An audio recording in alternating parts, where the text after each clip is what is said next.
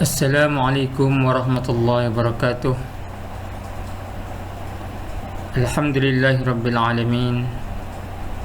Wassalatu wassalamu ala asyrafil anbiya'i wal mursalin wa ala alihi wa sahbihi wa man tabi'ahum bi ihsanin ila yaumiddin. Asyhadu an la ilaha illallah wahdahu la syarikalah. Asyhadu anna Muhammadan abduhu wa rasuluh. Allahumma salli wa sallim ala sayyidina Muhammad wa ala alihi wa sahbihi wa man tabi'ahum bi ihsanin ila yaumiddin, amma ba'. Pertama-tamanya saya ucapkan jazakumullahu khairan jazak kepada Al-Fadhil Ustaz Ahmad Sabri yang sudi menjemput saya untuk memberikan sedikit tazkirah berkenaan tentang peristiwa Ma'al Hijrah. Tidak lupa juga kepada pihak pentadbir, guru besar, guru penolong kanan, Sekolah Kemasaan Pangi, juga kepada guru-guru, ketua-ketua panitia, para ustaz, ustazah, hadirin hadirat muslimin muslimat yang dirahmati Allah sekalian. Sebenarnya segan saya ingin berbicara di sini berkenaan tentang Al-Hijrah kerana ada Al-Fadhil Ustaz Ahmad Sabri lebih layak untuk membicarakan berkenaan tentangnya. Cuma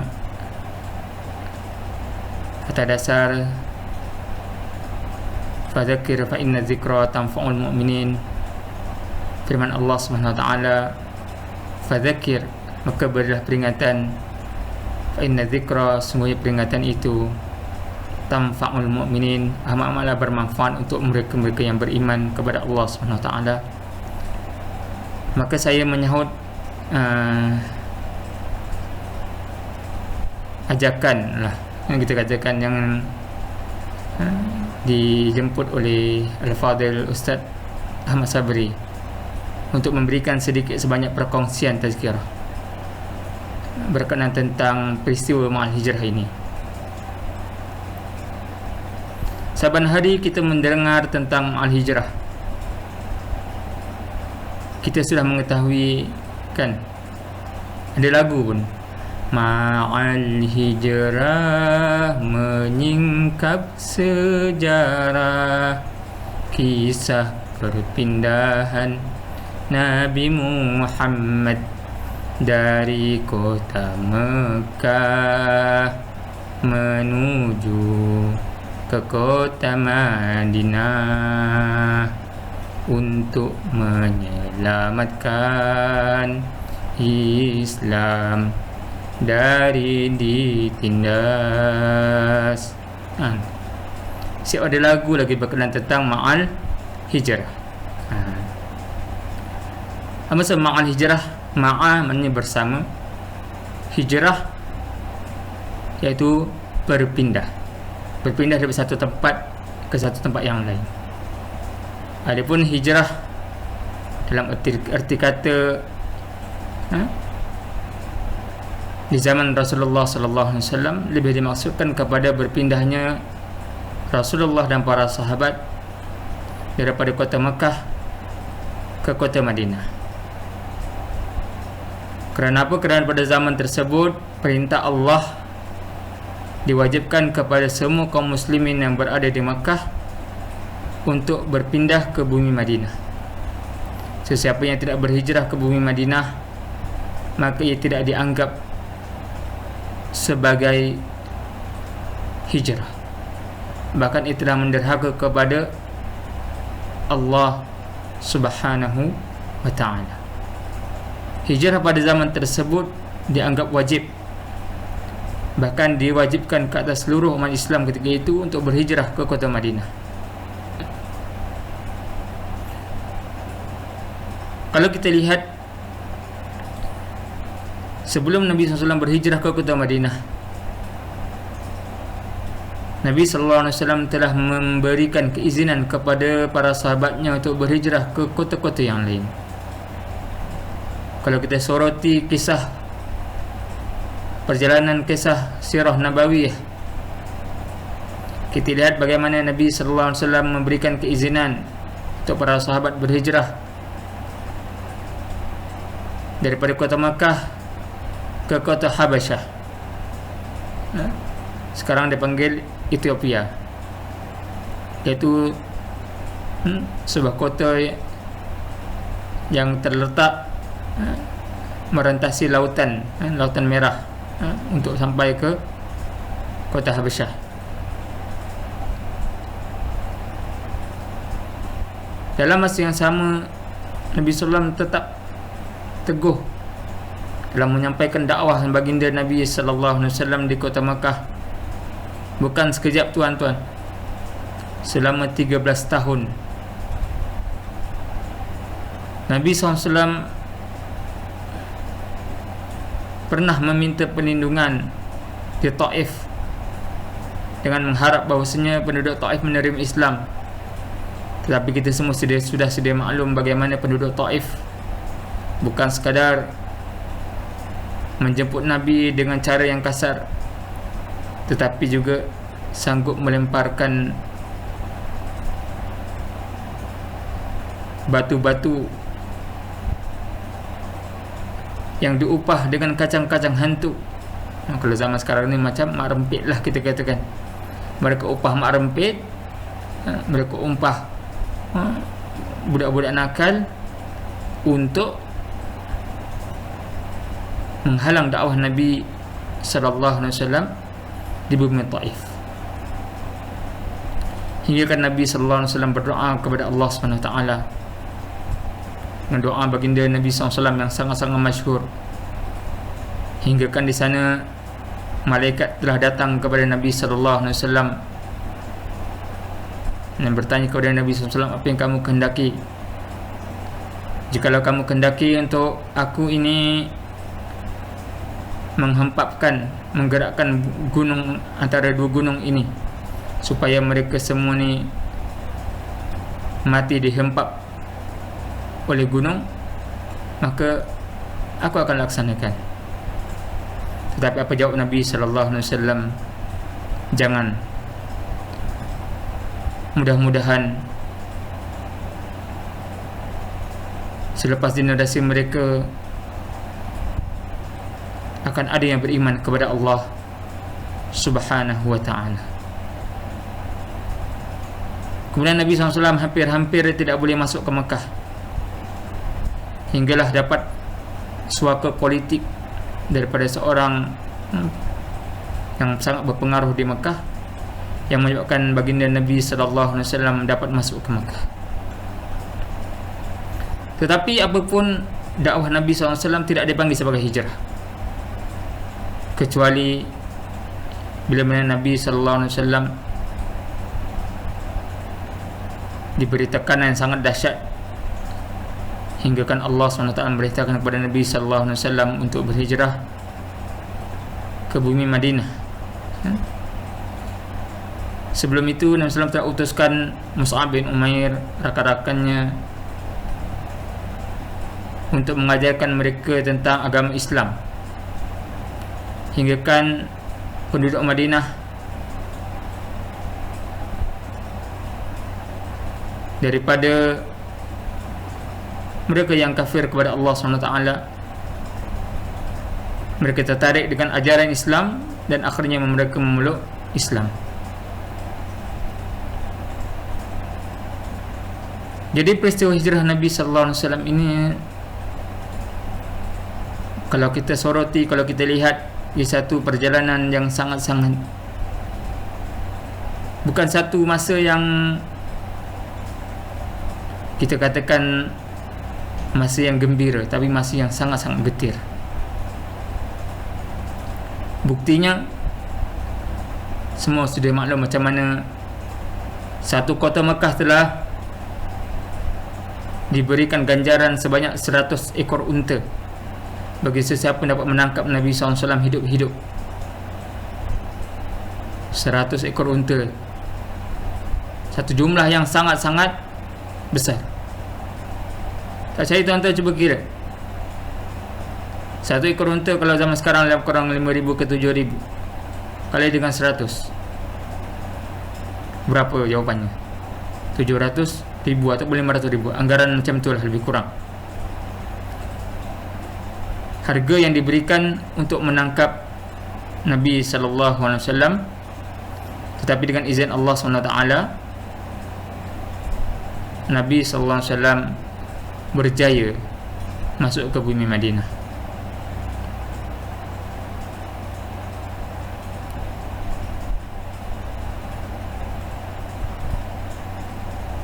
Di sana terdapat hadis Nabi, dua hadis Nabi sallallahu alaihi wasallam yang perlu kita renungi. Yang pertama, hadis daripada Ummu Qais, masyhur dengan hadis Ummu Qais, ataupun dipanggil hadis yang qarib, tapi hadis ini masyhur, iaitu hadis innamal a'malu binniyat. Hadis bahwasanya segala amalan itu bergantung kepada niatnya. Yang mana dalam hadis tersebut menyebutkan faman kanat hijratuhu ila Allah wa rasulih fa hijratuhu ila Allah wa rasulih. Maka barang siapa yang hijrahnya untuk Allah dan Rasulnya, fa hijratuhu, maka hijrahnya ila Allah wa rasulih akan mendapat ganjaran Allah dan Rasul. Faman kanat hijratuhu lidunya, sesiapa yang hijrahnya lidunya, untuk urusan duniawi, yusibuha, yang dia akan mendapat akannya, awi imra'atin, ataupun untuk wanita yang kihuha, yang dia ingin menikahinya, dia ingin mengahwininya, fa hijratuhu ila ma hajara ilaih, maka dia akan mendapat apa yang dia hijrahkan. Maksudnya dia tidak akan dapat pahala Allah dan Rasul. Hadis ini masyhur dan sangat-sangat popular, seringkali dibahaskan, seringkali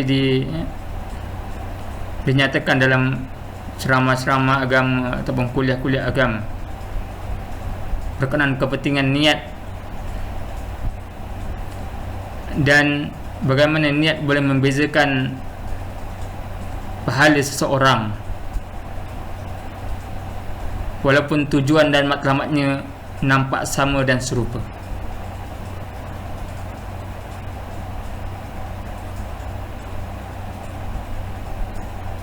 Seseorang berhijrah daripada Mekah ke bumi Madinah mengikuti penghijrahan Nabi sallallahu alaihi wasallam, tetapi dia berhijrah bukan kerana nak ikut Nabi sallallahu alaihi wasallam, tapi kerana ada sesuatu yang dia tidak dapat di bumi Makkah, dia ingin dapat di bumi Madinah daripada duniawi. Maka dia akan dapat apa yang dia dapat, tapi dia tak akan dapat pahala hijrah Allah dan Rasul.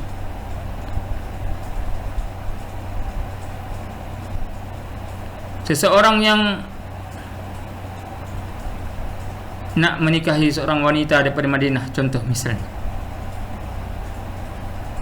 kemudian dia berhijrah ke bumi daripada Mekah, dia berhijrah ke Madinah bersama dengan Nabi, dan dia dapat mengahwini perempuan tersebut, maka dia tidak dapat pahala hijrah Allah dan Rasul, dan dia dapat hijrah. Dia dapat apa? Dia dapat apa yang didapatkan, yaitu mengahwini wanita tersebut, walaupun dia melalui perkara yang sama, kesusahan yang sama. Kenapa dalam hadis innamal a'malu binniyat ini Nabi SAW letakkan contoh kepada hijrah? Kenapa tidak letakkan contoh yang lain yang lebih mudah lagi? Sedangkan kita semua telah sedia maklum betapa sukarnya isu hijrah ni. Ya, contoh seseorang kan, cikgu ataupun ustaz dapat panggilan untuk berkhidmat di bumi Sabah misalnya kan, dia daripada Semenanjung, daripada Penang ke, daripada Perak ke, daripada Selangor ke kan, dah menetap di sana, tiba-tiba dapat panggilan daripada KPM untuk berkhidmat mengajar di bumi Sabah, negeri di bawah Bayu.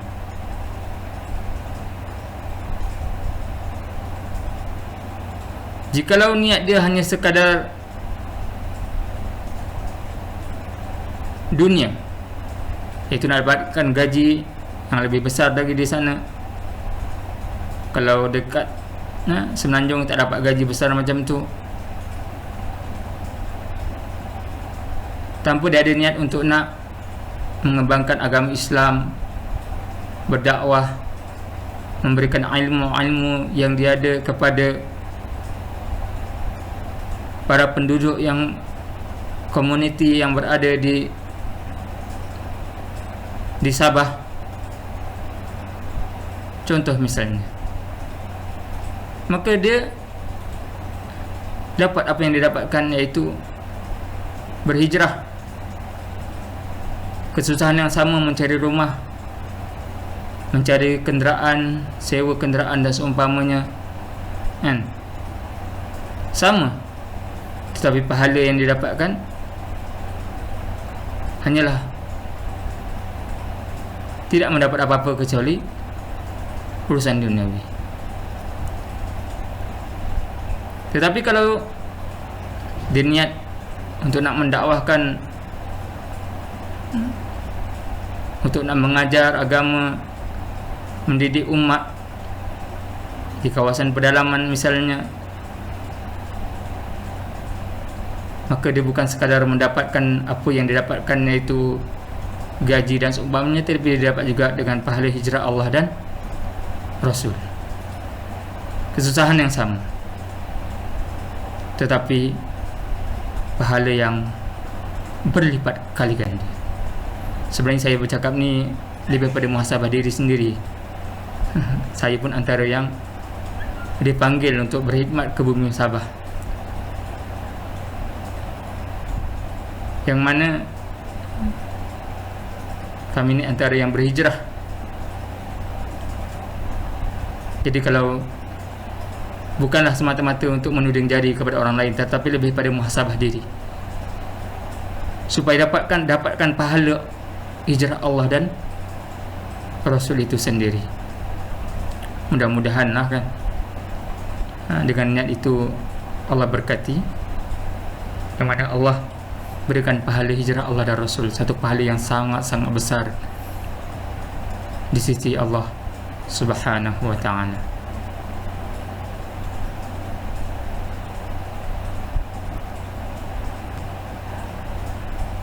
Kenapa Allah menyebutkan, kenapa Nabi SAW menyebutkan pasal hijrah? Ini saya suka sebenarnya. Dulu saya melihat kepada isu niat, jadi saya nampak macam niat itu macam satu benda yang, ya, niat adalah satu benda sangat penting.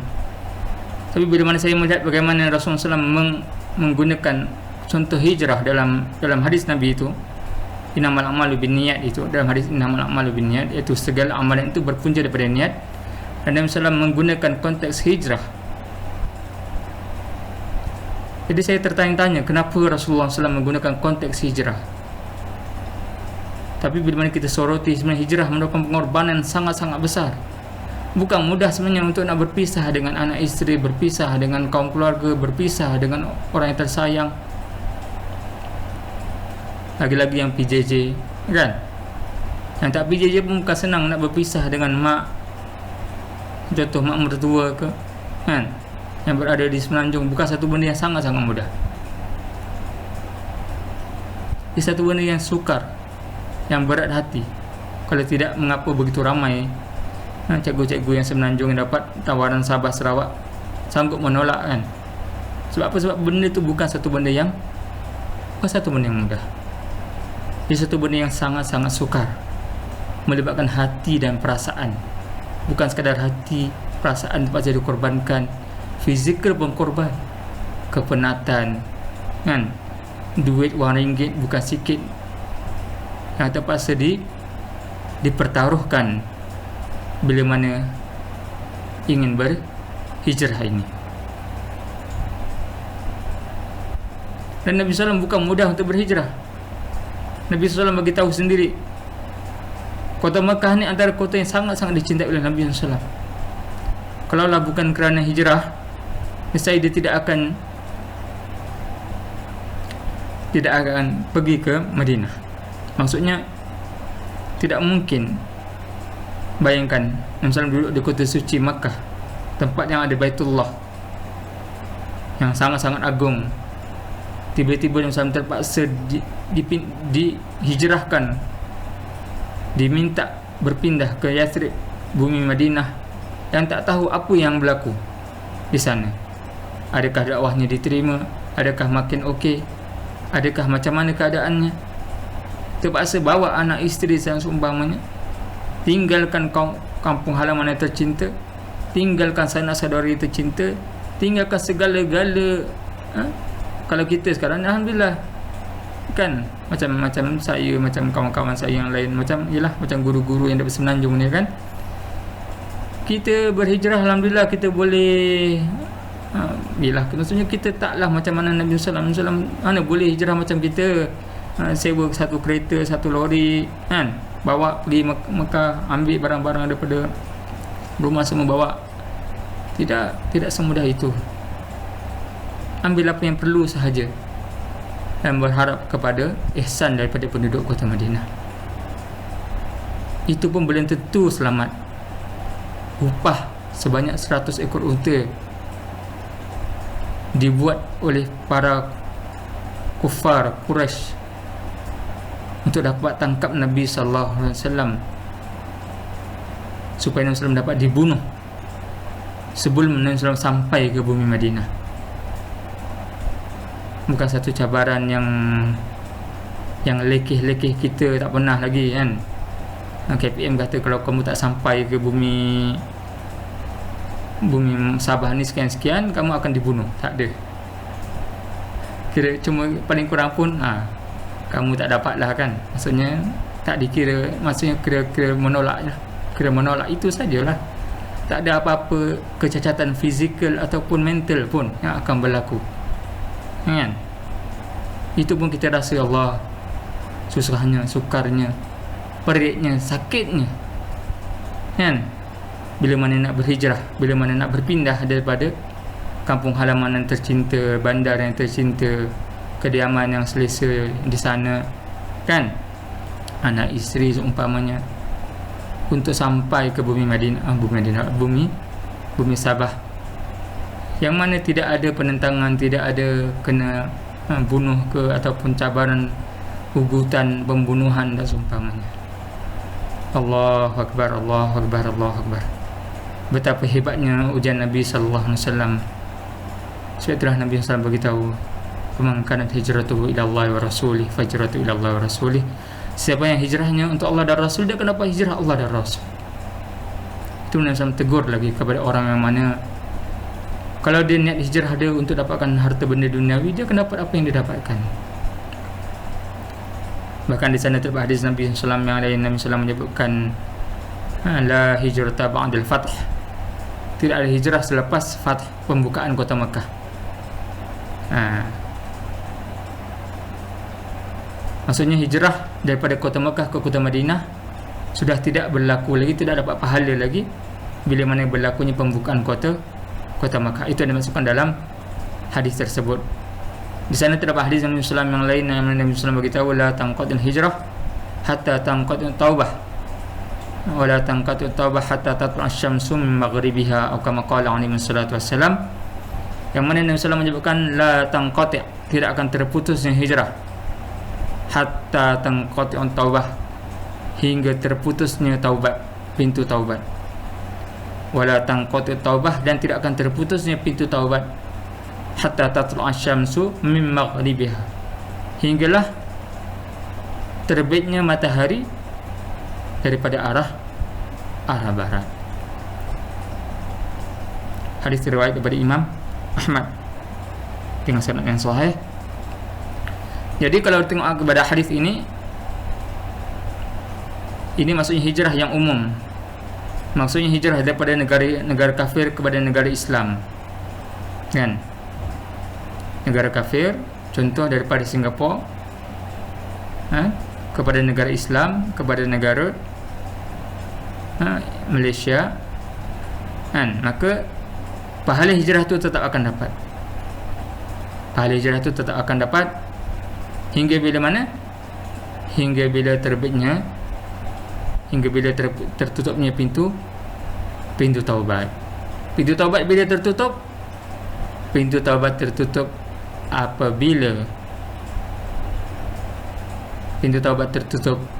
apabila terbitnya matahari daripada arah barat, iaitu antara tanda-tanda besar hari kiamat. Ketika itu kalau kita solat sunat taubat 1000 kali pun lepas matahari terbit arah barat, tidak ada gunanya. Ada 2 tempat sahaja yang mana pintu taubat tidak tertutup. Ada 2 tempat sahaja. Yang pertama, bila mana matahari terbit arah barat, alhamdulillah setakat ni kita bangun tidur, matahari masih terbit daripada belah timur tenggelam belah barat. Jadi selagi mana masih keadaan masih biasa ini, maka pintu taubat pun masih terbuka untuk kita, dan pintu hijrah pun masih terbuka untuk kita.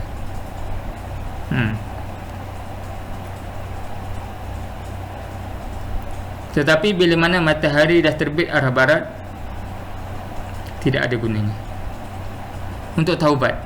Tapi nak baca Quran, solat, puasa, zakat, haji tak ada masalah. Cuma untuk taubat sudah tidak ada gunanya. Yang kedua, pintu taubat tutup waktu bila? Waktu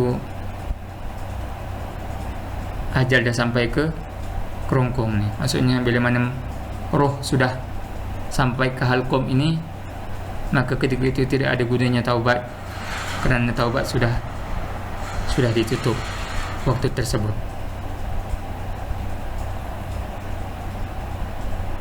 Jadi berbalik kepada peristiwa hijrah ni, banyak yang kita boleh ambil intipati daripada peristiwa hijrah Nabi sallallahu alaihi wasallam.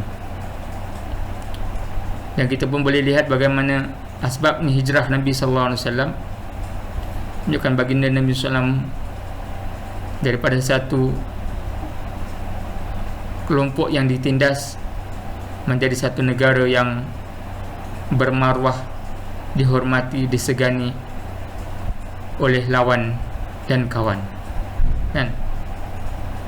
Hingga kan pada tahun ke-8 hijrah, Nabi SAW boleh masuk ke bumi Makkah dan menawan kembali bumi yang mana telah apa, yang mana asalnya bumi tersebut adalah bumi yang mana beliau ditindas, dan mana dengan asbab hijrah telah berlakunya penyebaran agama Islam ke seluruh dunia, termasuklah kita ni yang dapat agama Islam ni dapat daripada hijrah Nabi sallallahu alaihi wasallam. Tapi kalau orang tanya, macam mana Ustaz, kalau saya ni orang Sabah, takkanlah saya pun dapat penempatan, maksudnya dapat posting di Sabah, takkan saya tak boleh nak dapat pahala hijrah, kan? Di sana terdapat hadis Nabi sallallahu alaihi wasallam yang mana Nabi sallallahu menyebutkan al-muslimu man salimal muslimuna min lisanihi wa yadihi. Orang Muslim itu ialah orang yang selamat lisannya, iaitu lidahnya, wayadih, dan juga tangannya. Maksudnya tangan dan mulutnya tidak menyakiti orang lain, memberi kesejahteraan orang lain, memberi kebahagiaan orang lain. Itu dipanggil orang Muslim. Kalau kita solat, kan, khusyuk macam mana sekalipun, tapi kalau asyik menyakiti orang-orang yang terdekat, kawan-kawan, anak isteri, kan, maka masih belum Islam sepenuhnya lagi, masih belum Muslim lagi, masih belum selamat lagi, kan? Bukanlah maksud tak Muslim tu Muslim, tapi maksudnya dari sudut praktikal amalan itu sendiri masih tidak mencukupi lagi. Allahu Akbar. Bukan mudah, kan? Kadang-kadang kita ni solat cukup, puasa cukup, tapi mulut, kan, mulut tak boleh nak jaga. tangan tak boleh nak jaga. Tangan tu bukan maksudnya tangan semata-mata kepada pukul, tu satu lah. Satu lagi benda-benda yang menyakiti orang lain lah dengan tangan tu, dengan kuasa yang ada tu, menyakiti orang lain, maka ia pun termasuklah juga dalam bab muslim itu sendiri. Bukan mudah kan sebenarnya untuk jadi muslim ni, tapi jangan pula kita keluar pada agama Islam pula, na'udzubillah min zalik. Cuma untuk kesempurnaan seorang muslim, itu maksud dia. Bukan bermaksudnya kita tidak muslim, tapi muslim, tetapi kita perlu lebih praktik lagi. Saya bercakap ni sebenarnya lebih kepada sama-sama kita muhasabah diri lah kan. Tazkirah ni kan untuk memperingati saham kita selaku umat Islam kan. Jadi inilah contoh seorang muslim yang baik, iaitu dia tidak menyakiti orang lain dengan tangan, dia tidak menyakiti orang lain dengan lidahnya, termasuklah kaki. Sebab biasanya tangan dan mulut ni yang paling mudah untuk nak membuat sakit orang kan. Contohnya kan, mulut cakap baik tapi tangan kan, berbuat kejahatan kepada orang lain. Contoh, dengan ada kuasa, dengan tangan tu kita menyusahkan orang-orang yang lain yang di bawah kekuasaan kita. Contoh kita suami, contoh kita guru senior, contoh kita pentadbir, contoh kita pegawai, tak kisahlah siapa pun, pemerintah ke, pemimpin ke kan. Tapi kita menggunakan kuasa itu untuk menyakiti orang lain, maka kita punya muslim tidak masih perlu diperbaiki lagi. Kadang-kadang rasa berat bila mana saya sebut benda-benda macam ni. Sebab kita sendiri pun tak sempurna kan, lagi-lagi nak bagi nasihat dekat orang lain. Rasa macam ya Allah, teruknya lah aku ni kan. Hanya sebab Allah tutup aib, dia nampak macam clean kan, nampak macam baik, nampak macam dia ni okey, cantik kan. Kita ni kan, kalau Allah tak nak buka aib tu, Allahu Akbar, rasa taik tu kan lebih layak dihumbankan. Kalau Imam Ahmad yang begitu tinggi ilmuannya dalam bidang hadis, dalam bidang fiqh kan, mazhab Ahmad kan, mazhab Hambali, pun boleh kata kalaulah misalnya kan Allah buka kaiban dia, nescaya orang sanggup lemparkan dia dengan tai atau kamakol, ataupun lebih kurang macam tadi disebutkan, iaitu memang nak katanya orang begitu benci dan hinanya kepada kita ni kan. Bila mana dibongkar aibnya, kita takkan dibongkar aib kita kecuali na'udzubillah min zalik, dan kita mohon supaya Allah Ta'ala tak bongkar aib kita di padang mahsyar kelak kan. Tu kita kebanyakan doa, Allah mahasibni hisaban yasira, ya Allah kau hisablah aku ni dengan hisab yang mudah. Dan Allah lebih kurang dengan kita kan, tengok kita lebih kurang, kau lepaslah masuk syurga Allah. Tu je kalau kita mengharapkan.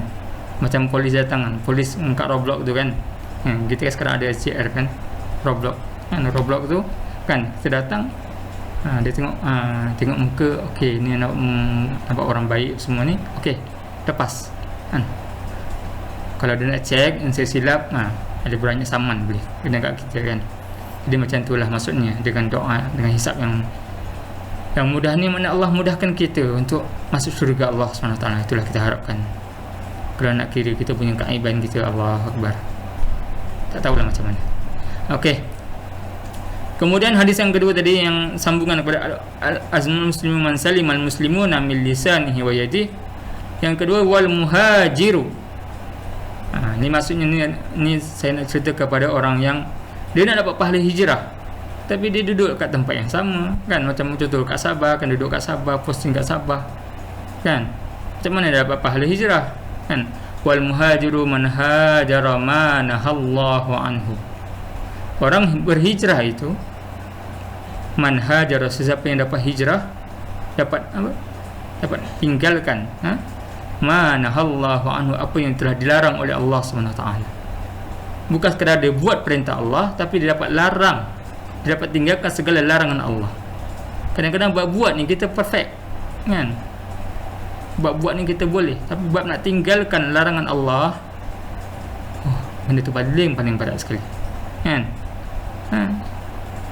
Ketika mana mungkin kita boleh perfect depan orang sebab kita takut aib kita, tapi belakang orang, ketika kita berseorangan, kan? Bagaimana perlakuan kita dengan anak isteri kita, bagaimana perlakuan kita dengan di mana kita ada dalam tempat yang tersembunyi, kan? Kita tak tahu, kan? Kat situ kita boleh nampak betapa sukarnya untuk nak meninggalkan apa yang dilarang oleh Allah SWT. Dan sesiapa yang meninggalkan apa yang dilarang oleh Allah SWT, dia dikira dalam hijrah juga. Maksudnya dia termasuk dalam hijrah. Maksudnya dia dapat pahala hijrah tu sendiri. Allahu Akbar. Pahala hijrah, tuan-tuan, ke satu pahala yang murah kot, ke satu pahala yang lekih-lekih. Pahala yang sangat-sangat besar, berlipat kali ganda yang kita boleh dapatkan bila mana kita sanggup meninggalkan apa yang dilarang oleh Allah SWT, bukan atas paksaan siapa-siapa, bukan atas dasar bila mana dah keaiban kita dibongkar baru kita tinggalkan, ataupun bukan bila mana kita terpaksa tinggalkan benda tersebut sebab kita ada sakit ke, kita ada apa-apa ke, doktor yang suruh kita tinggalkan perkara tersebut ke sebagainya ke, bukan. Tapi memang kita tinggalkan benda tersebut, larangan Allah tersebut kita tinggalkan benda tu semata-mata kerana Allah dan Rasul. Hati kita ikhlas, kita tinggalkan benda tersebut. Hati kita betul-betul lillahi wa rasul, untuk Allah dan Rasul kita tinggalkan. Kita tinggalkan benda-benda jahat tersebut, kita tinggalkan kerana Allah dan Rasul ini, kan? Apa benda jahat tersebut? Apa saja benda-benda kemungkaran, apa benda-benda kesyirikan, apa saja benda-benda dosa-dosa besar, dosa-dosa kecil yang mana selama ni sering kali kita perbuat, kita sanggup tinggalkan benda tersebut. Mungkin kita tak buat benda tu depan orang ramai kerana malu dan aib, kita buat benda tu berseorangan, kita tinggalkan benda tersebut semata-mata kerana Allah dan Rasul. Maka kita dapat pahala hijrah tersebut, dapat pahala hijrah, satu pahala yang sangat-sangat besar. Itu tak masuk lagi pahala benefit duniawi, maksudnya kelebihan di sudut dunia. Sebab manusia ni bila mana dia tinggalkan satu tabiat yang buruk, dia akan dapat tabiat yang lebih baik lagi. Tabiat yang lebih baik itu akan memberikan dia kepada benefit yang lebih banyak lagi, benefit yang dia akan dapat, kan? Contoh misalnya sebelum ni kita malas, kan? Bila mana kita tinggalkan tabiat malas tu, kita akan jadi rajin kerana Allah dan Rasul, bukan rajin kerana nak dapatkan pangkat, naik pangkat ke, ataupun nak dapat pujian daripada pentadbir ke, nak dapat nak dianggap dia orang yang rajin ke, ataupun tak nak kalah dengan kawan ke sebagainya, kan? Tapi dia rajin kerana Allah dan Rasulnya, maka dia mungkin akan dapat macam-macam benefit yang Allah akan berikan kepada dia. Mungkin sebelum ni dia berlaku kasar kepada orang bawahan, contoh, kan? Bila mana dia tinggalkan benda tersebut kerana Allah dan Rasul, bukan kerana benda-benda yang lain, bukan kerana dia dah kena malukan ke, dia dah kena apa semua ke, bukan, tapi kerana Allah dan Rasul tinggalkan benda tersebut, maka dia akan dapat pahala hijrah tersebut. Jadi sempena hijrah ni lah, kita kena banyakkan hijrah daripada kita, itu kata hijrah daripada yang baik arah lebih baik tadi, kan? Hijrah daripada yang tak baik kepada yang lebih baik. Jadi hijrah ni perlukan kepada sokongan. Hijrah ni bukan boleh seorang-seorang. Buktinya berapa ramai manusia yang mana dia dah bertaubat kepada Allah SWT, tapi dia masih lagi dalam lingkungan circle kawan-kawan dia yang buruk, dia kembali balik kepada tabiat yang lama itu, kan? Contoh seorang penagih dadah ataupun curi, kan? Dia dah jadi banduan, dah ditangkap, masuk pusat serenti, ataupun menjadi banduan, masuk penjara, dihukum dah, diinsaf, tapi dia balik kepada kampung dia semula, jumpa kawan-kawan lama dia balik. Apa yang berlaku? Dia akan kembali balik melakukan perbuatan-perbuatan tersebut. Kadang-kadang dia lakukan perbuatan tersebut sebab daripada cabaran kawan, sebab daripada hasutan kawan, kan? Circle dia masih tak berubah. Jadi macam tu juga kita ni, kan? Kalau nak berubah, Sekali kita kena berubah. Sekeliling kita ni kena berubah, kan? Kalau macam sebelum ni sekali kita negatif, semua orang-orang negatif, kan? Semua cerita masalah, semua cerita problem, tak ada cerita penyelesaian, tak ada cerita solusi, tak ada cerita ni, semua cerita benda-benda buruk je. Bila tanya mengumpat, gosip, kan? Apa nama? Cerita benda-benda buruk je lah. Ataupun kalau cakap dengan cakap yang buruk, yang keji, kan? Maka automatik kita akan terikut-ikut dengan benda-benda tersebut, kan? Beramai, kan? Kadang-kadang tempat dah okey tapi circle dia tak okey. Maksudnya kawasan dia tak okey. Macam mana? Jadi dia tak akan boleh lama berhijrah kat situ, sebab dia perlukan kepada kekuatan 2 kali ganda, 3 kali ganda. Iaitu pertama, dia kena fokus diri dia untuk berhijrah, satu. Kedua, dia boleh mengubah kawan-kawan dia yang lain untuk berhijrah yang sekali dengan dia. Satu benda yang sangat-sangat sukar. Sebab itulah Nabi SAW dalam hadis berkenaan tentang cerita tentang 99 orang yang dibunuh oleh seorang pembunuh ni, kan? Semua biasa dah dengar cerita tu. Kalau tak pernah dengar, kan? Yang mana ada satu hadis menyebutkan, mafhumnya lebih kurang, ada satu orang ni dia dah bunuh sebanyak 99 orang. 99, bunuh berapa orang baru? Ni 99 orang, kan? Yang dia bunuh dengan tangan dia sendiri tau. Dia bukan bunuh main bom ke apa ke, bunuh dengan tangan sendiri, kan? Kemudian dia nak bertaubat. Maka dia jumpa kepada Abid, seorang ahli ibadah. Ahli ibadah tu orang yang banyak ibadah lah. Maksudnya dia sering kali solat sunat, dia jaga amal fardu, dia jaga puasa sunat, dia puasa wajib memang confirm dia jaga, zikir, baca Quran, apa semua. Maksudnya dia abid, dia tak ada ilmu, dia lebih kepada abid, ahli ibadah. Maka dia tanya kepada abid tersebut, wahai abid, aku nak bertaubat ni, kamu buat apa? Aku telah bunuh 99 orang. Wih, banyaknya kamu bunuh, kan? Ini macam mana aku nak bertaubat ni? Kamu tak mungkin dapat taubat. Itu yang dia cakap, kan? Kamu tak mungkin dapat taubat. Kenapa tak mungkin dapat taubat? Sebabnya kamu dah bunuh 99 orang. Kau macam mana kamu nak bertaubat? Begitu banyak dosa kamu, kan? Lalu dia punya marah dengan abid tersebut, dia bunuh abid tersebut. Cukup lengkap 100 orang. 100 orang dibunuh, termasuk abid tersebut.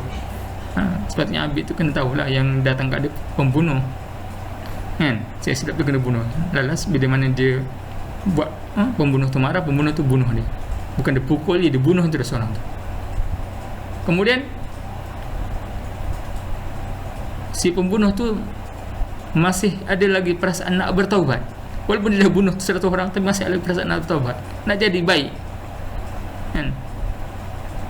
Dia kata, tak ada guna punya abid ni. Aku nak bertaubat, kau pergi lekehkan taubat aku, kau pun kena bunuh. Okey, dia pun pergi kepada orang alim, satu orang alim. Oleh kerana dia seorang alim, maka orang alim tu bagi tahu apa? Dia bagi tahu di sana, di seberang sana ada satu kampung. Kampung tu kampung orang-orang yang saleh. Kamu pergilah ke sana, berhijrah ke sana, duduklah di sana. Maka bila mana dia cakap macam tu, okey, dia terima solusi tu. Dia pun nampak tak beza ambil dengan orang alim, kan? Orang alim dia bagi solusi, bagi penyelesaian dan bagi harapan kepada si penjenayah ni. Tapi orang abid apa dia buat? Dihukum orang penjenayah tu. Lalas dia pun kena menjadi mangsa sekali. Bukan menyelesaikan masalah, tapi menjadikan mangsa. Saya kata bezanya orang abid dengan orang alim. Orang alim orang berilmu, kan? Kemudian dia pun ikut saranan kepada orang alim tersebut. Dia pun pergilah ke kampung seberang, yang mana tempat penuh dengan orang-orang saleh, terkenal dengan ramainya orang-orang yang saleh di sana, orang-orang yang baik, yang alim, yang wara', yang bertakwa kepada Allah SWT. Bila mana dalam perjalanan tu dia meninggal, maka para malaikat pun datang, malaikat rahmat datang, malaikat yang azab pun datang. Mereka bertengkar nak masukkan orang ni ke mana. Nak masuk orang ni ke dalam neraka Allah sebab dia bunuh 100 orang, bukan sikit dia punya dosa, bunuh sampai 100 orang, ataupun nak masukkan dia ke dalam tempat orang-orang yang soleh sebab dia bertaubat kepada Allah Ta'ala. Maka datanglah wahyu Allah Ta'ala suruh ukur jarak perjalanan daripada tempat tu, tempat mati dia tu, ke tempat yang mana dia tinggalkan dan tempat yang dituju, mana yang lebih dekat lagi. Dan qadarullah, dengan takdir Allah, tempat yang dituju tu lebih dekat dalam kadar sejengkal sahaja. Sejengkal je jarak dia punya beza dia, banding tempat yang ditinggalkan tu lebih sejengkal dia. Maka dia dimasukkan ke dalam syurga Allah kerana niat bertaubat dia itu sendiri. Dalam hadis ini menunjukkan bahawasanya betapa pentingnya circle, kumpulan orang-orang soleh yang datang untuk nak menjadikan orang tu sebagai lebih soleh. Buktinya kalau kita kawan dengan orang yang suka motor kan, kawan kita semua circle suka motor, kita pula seorang-seorang suka kereta, contohlah kan, apa akan berlaku? Kita akan tertarik dengan motor nanti. Macam tu juga orang yang berkawan dengan penjual minyak wangi, dia kalau dia tak dapat minyak wangi tersebut, dia akan dapat bau wangian dia paling kurang. Macam tu juga kalau dia berkawan dengan orang-orang yang jahat, walaupun dia tidak terlibat dalam kejahatan tersebut, tapi bau-bau kejahatan tak ada, paling kurang orang akan kata kau ni kawan dengan si fulan yang jahat ni, mesti tetap akan tertempias kejahatan tu kena pada dia. Jadi dalam bab berhijrah ini, kita kena cari kawan kita yang baik, tak pun tukar terus kawan kita daripada kawan yang buruk, kawan yang tidak bermanfaat, kepada kawan yang lebih baik lagi. Maksudnya kawan yang lebih baik lagi, yang memberi motivasi kepada kita, yang lebih memberikan kepada kita galakan, saranan, sokongan, untuk kita lebih ke arah lebih baik lagi. Itu maksudnya. Tak kisahlah dalam bab kerja ke, dalam bab ibadah ke, dalam bab ilmu ke, dalam bab praktikal ke, kan, cari kawan yang lebih baik lagi. Jadi cukup sekadar ini untuk kita punya tazkirah, kan, berkenaan dengan amal hijrah ini. Mudah-mudahan kita jadikanlah peristiwa hijrah yang ada ini menjadi satu titik permulaan kepada kita untuk dapat berhijrah. Kita tak boleh hijrah secara drastik, susah. Jangan kita anggap kita boleh hijrah secara drastik kalau kita dulu memang orang jahat. Tapi insyaAllah lah tak adalah cikgu-cikgu ni orang jahat kan. Dia cikgu kan, cikgu, ustaz-ustazah, mana mungkin ada orang jahat. Tapi maksudnya kalau kita ada perangai-perangai kita yang buruk kan, yang tersembunyi itu, kita nak berhijrah secara drastik itu memang tak boleh. Tapi kita berhijrah slow, satu demi satu, sikit tak apa, tapi dia berubah. InsyaAllah makin lama makin hari, kalau kita teruskan penghijrahan tu, InsyaAllah dengan kita dibantu dengan sekal-sekal yang positif, yang baik, InsyaAllah kita akan dapat merealisasikan matlamat hijrah tu untuk diri kita sendiri. Jadi ini yang saya maksudkan, jawapan kepada kalau macam cikgu-cikgu yang berada di Sabah tetap dapat pahala hijrah bila mana dia berhijrah untuk tinggalkan apa yang dilarang oleh Allah dan Rasulnya. Wallahu a'lam. Jadi sekadar itu sahaja tazkirah saya pada hari ini, lebih kepada muhasabah diri, perkongsian masing-masing, kan. Saya bukanlah orang yang perfect, saya bukanlah orang yang sempurna, saya bukanlah orang yang terbaik di kalangan kamu, tapi atas dasar kita saling menasihati untuk satu sama lain. Jadi ini nasihat kita yang baik tanda pada Allah, yang lemah dan kurang untuk atas kelemahan diri saya sendiri. Saya mohon maaf banyak-banyak, dan kita akhiri dan saya serahkan majlis ini kepada Al-Fadil Ustaz Ahmad Sabri, hafizahullah ta'ala. Wallahu alam. Assalamualaikum warahmatullahi wabarakatuh.